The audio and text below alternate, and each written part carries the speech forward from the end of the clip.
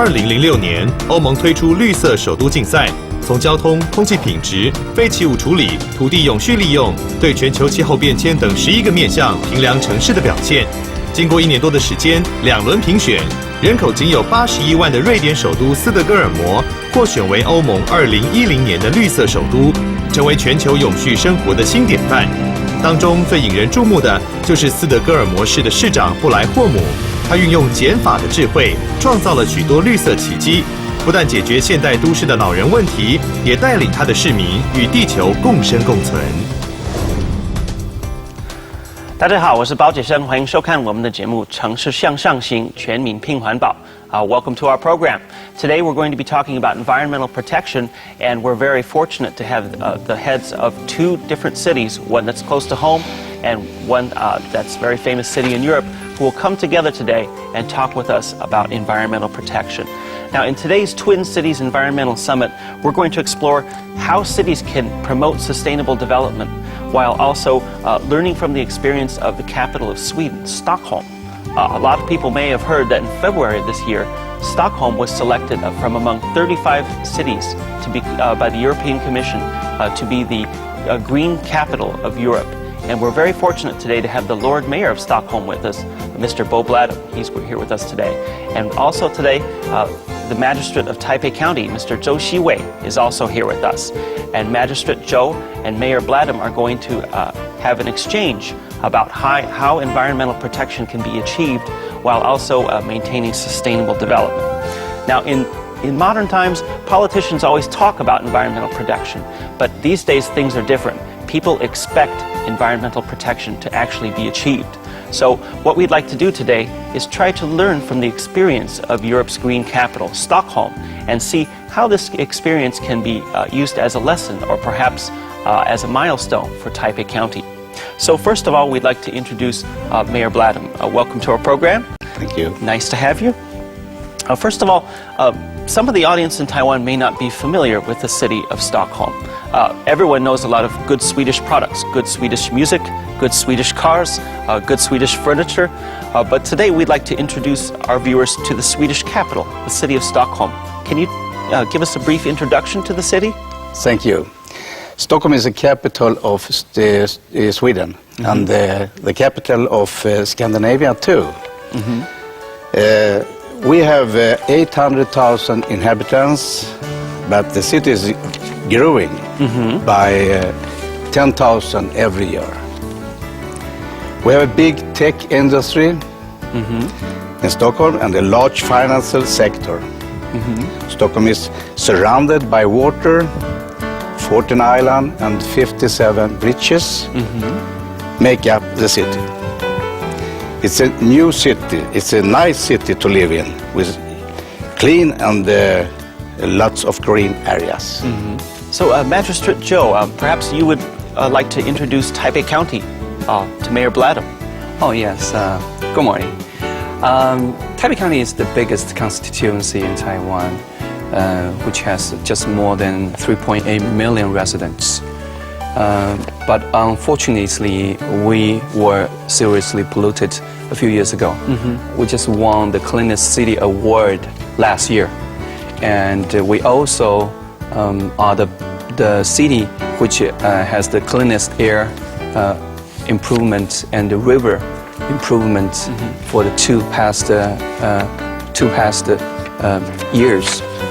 And we are facing also low carbon policy challenges because we have more than 2 million motorcycles and more than 1 million cars in our city. And that generates more than 1/3 of carbon emission. We also have a Thai power company which has many factories in Taipei County, which generates more than 50% of the carbon dioxide emission in the county.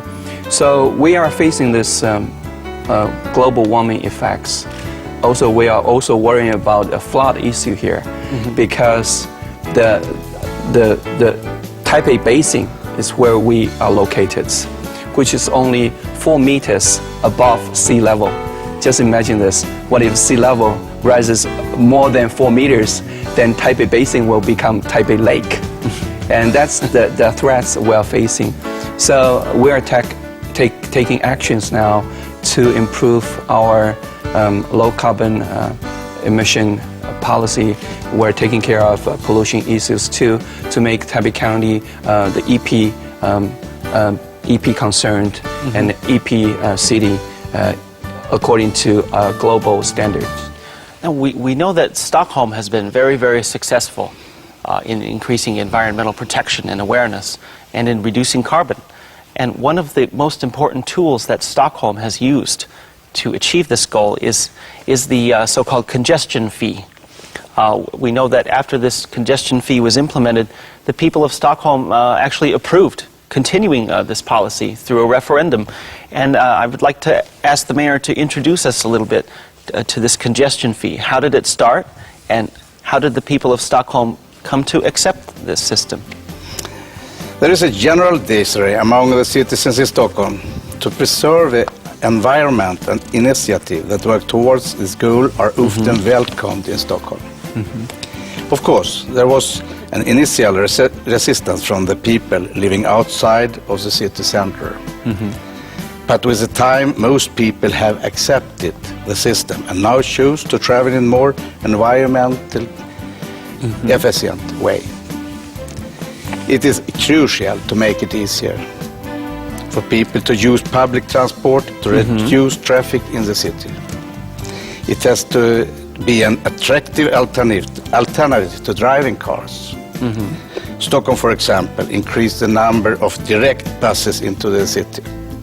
And this was one of the reasons people choose to live less cars at home. Yes. You know, that Magistrate Joe has already publicly made a pledge to make Taipei County the leading local government in all of Taiwan for carbon reduction.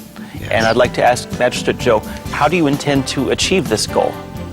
It's a big challenge to us, I have to tell you, but we are quite optimistic about this because we did some calculation. You know, where are the sources of carbon dioxide emission in Taipei County? We also formed some task forces helping people, especially factories, to reduce their resources use and reduce wastes to make clean production.